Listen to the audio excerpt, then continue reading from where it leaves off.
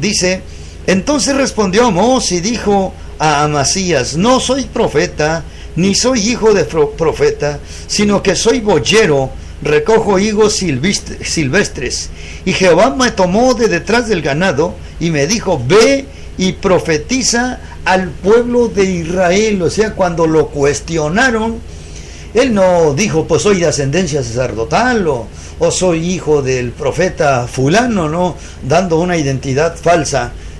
Él habló con la verdad, y algo que tendremos nosotros que aprender de Jesucristo es que siempre Él habló con la verdad, nunca hizo falsas promesas. El profeta Isaías, hablando de Jesucristo, dice: ni hermosura le veremos, sin embargo, para que le deseemos, despreciado y desechado entre los hombres, varón de dolores, experimentado en quebranto, como que escondimos de él el rostro, fue menospreciado y no lo estimamos. Eso es lo que dice el profeta Isaías. Entonces, en su humildad, este profeta pues lo reconoció. También se parece a Jesucristo en sus ilustraciones a Jesucristo, el Maestro, el más destacado de todos los tiempos, pues también se parece en eso, en su afirmar su inspiración, puesto que en este libro, que contiene nada más 9 capítulos, y los capítulos no son muy grandes, 40 veces se menciona: así dice Jehová, el Señor. Se menciona 40 veces en solamente nuevos capítulos. O sea, un varón que estaba empapado de la presencia del Señor, estaba al 100% seguro que el Señor era el que lo había llamado, el Señor era el que lo había enviado con un mensaje grande, con un mensaje fuerte, con un mensaje poderoso. Aunque las personas no lo hayan recibido con buenos ojos, en su momento nosotros reconocemos este varón. Algo que pues nos llama mucho la atención, al ser acusado de traición, en la presión del deber que estaba sobre él, es necesario, Jesús dijo: me es necesario hacer las obras del que me envió. Y yo creo que todos los que de alguna manera hemos sido llamados por el Señor para su servicio, de alguna manera hemos recibido alguna comisión de parte de Él para su servicio, pues claro que digamos, ahora sí, muchas veces la presión del deber nos lleva en algunos casos a situaciones tan difíciles como era el caso del profeta Jeremías, que pues le pusieron que era un profeta llorón, pero pues eran las circunstancias ahora sí a las que les encontraba. Jesús mismo se encontró presionado por tanta oposición, tanto rechazo de la gente de su época en su tiempo, no aceptado por los maestros, por los intérpretes de la ley, cuestionado por Herodes y así en el estilo. Sin embargo dijo: a mí me es necesario hacer las obras del que me envió. Entre tanto que el día dura, viene la noche cuando nadie puede trabajar. O sea, en el tiempo de Jesucristo pues no había luz eléctrica, no había, entonces pues había que apurarse a hacer todo lo que se tuviera que hacer de día, y por eso él dice: entre tanto que el día dura, a mí me es necesario hacer las obras del que me envió. Él denuncia el egoísmo de los ricos. Pero hay algo, hermanos, que quiero compartirles. En el capítulo 9, a más de que profetiza, ¿qué cosa?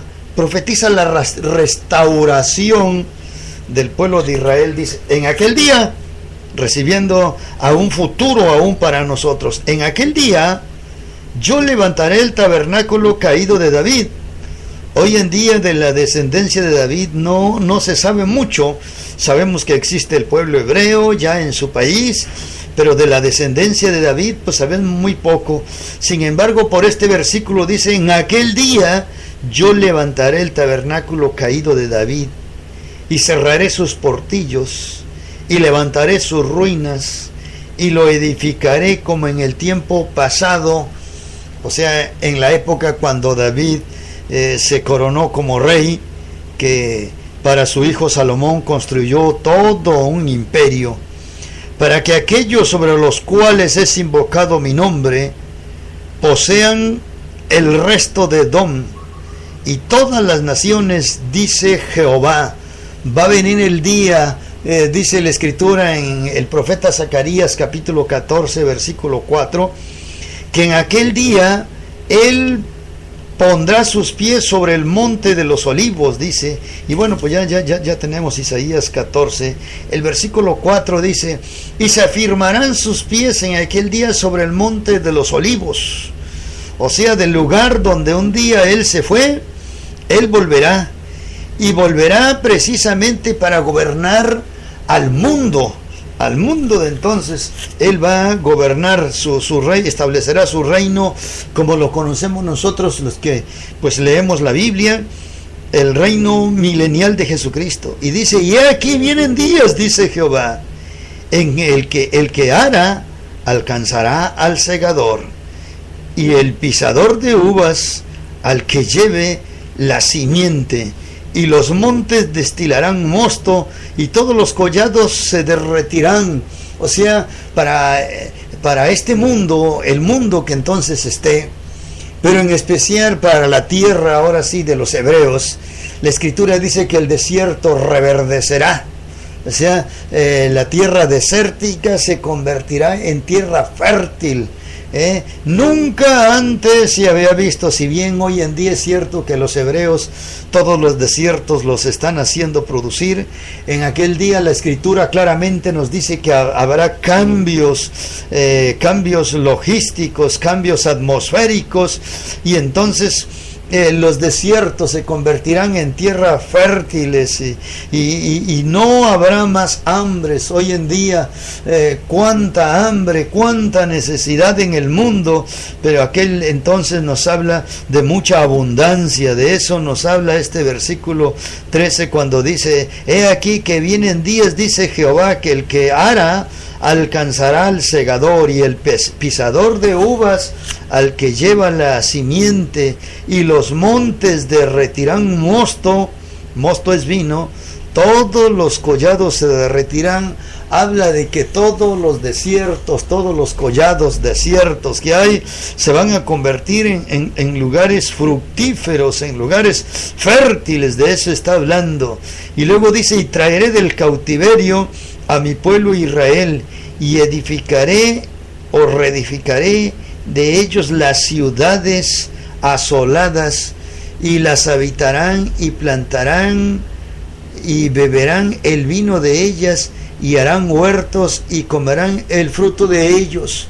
Hoy en día todavía este pueblo, a pesar de que ya un buen grupo de migrantes han regresado a este país, todavía hoy en día la mayoría de judíos, la mayoría de hebreos no han regresado a su tierra. Y aquí está profetizado claramente que dice: y traeré del cautiverio a mi pueblo Israel. Se dice que solamente en Estados Unidos hay más de 6 millones de judíos que en este país tienen todo para construir el templo, todo el material, ya tienen todo para construirlo, como en la época de Salomón, que no se escuchó el sonido de clavos, ni de martillos, ni nada. Todo simplemente iban juntando pieza por pieza. Todo eso se sabe que hay 6 millones de judíos preparados para volver a su tierra, pero pues todavía no se ha llegado ese momento. Pero aquí está la profecía, ve que Amós lo dice: y traeré del cautiverio a mi pueblo Israel. Pero continuamos en el versículo 15, dice: pues los plantaré sobre su tierra, y nunca más serán arrancados de su tierra que yo les di, ha dicho Jehová, el Dios tuyo, y nunca más serán arrancados. Si habláramos, hermanos, cuántas veces este pueblo ha sido desposeído de su tierra, o por lo menos invadidos, suman muchas invasiones. En la época de los jueces, pues se habla de 7 invasiones, 7 esclavitudes En la época de los reyes, bueno, pues se habla en la época de Saúl, se habla de los filisteos. En la época de David y en la época de Salomón, pues cero esclavitud. Pero en la época de Roboán se habla de una invasión egipcia. En la época de Oseas, el último rey del sur, se habla de la invasión de los asirios. En 586 se habla de la invasión babilónica. Y después pues se habla de invasiones sirias y nuevamente egipcias. En la época de Jesucristo, o sea, unos 42 años después de la muerte de Jesucristo, fueron invadidos por los romanos, y de ahí pues fue la tierra, el país quedó pues casi diríamos desierto, pero fue el siglo pasado, oficialmente en 1948, en el mes de mayo, cuando nuevamente fue reconocida por Naciones Unidas como país. Así es de que a través de la historia, tal pareciera ser que Israel ha estado más tiempo fuera de su tierra que dentro de su tierra. Pero ve aquí la profecía que hace Amós, dice, pues los plantaré sobre su tierra, y nunca más serán arrancados de su tierra que yo les di, ha dicho Jehová Dios, el Dios tuyo. Y nunca más serán arrancados de la tierra que yo les di. O sea, para este pueblo vienen tiempos gloriosos, vienen tiempos de dicha, vienen tiempos de mucha bendición. ¿Por qué? La bendición más grande yo creo que este pueblo va a tener para este tiempo que les estamos hablando es que cuando Cristo vino, hay tristemente un versículo en San Juan que dice: a los suyos vino y los suyos no le recibieron. Pero en aquel entonces, cuando Cristo venga por segunda vez, se les mostrará como se les mostró cuando vino por primera vez. Y entonces ellos lo recibirán, lo aceptarán como su Mesías, y entonces Él los libertará de toda la esclavitud, de toda la amenaza alrededor de sus enemigos, y los convertirá en un país fuerte, en un país poderoso, mucho más grande, fuerte, poderoso y glorioso que la época de David y de Salomón. A eso se refiere el profeta, y eso es lo que él vio, y por eso él hace ese llamado al pueblo, a la gente de su época: buscadme y viviréis, amad lo bueno, buscad lo bueno, aborreced lo malo. Hoy en día Dios nos manda a salir del mundo, a dejar lo malo, a dejar el pecado y acercarnos a Dios.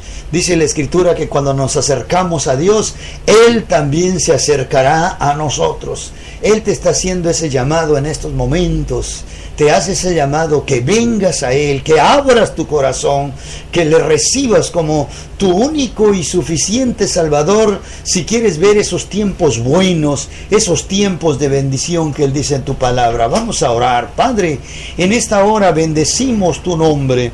Gracias porque nos has bendecido con un mensaje más. Ahora hemos estudiado el profeta Amós, y gracias por ese llamamiento y por esa predicción del futuro que hace sobre su país, sobre su nación. Nosotros te glorificamos, Padre, porque tú eres glorioso, tu palabra es viva y tu palabra es eficaz, y la creemos así como la hemos predicado, Padre, en el nombre de Jesús. Amén.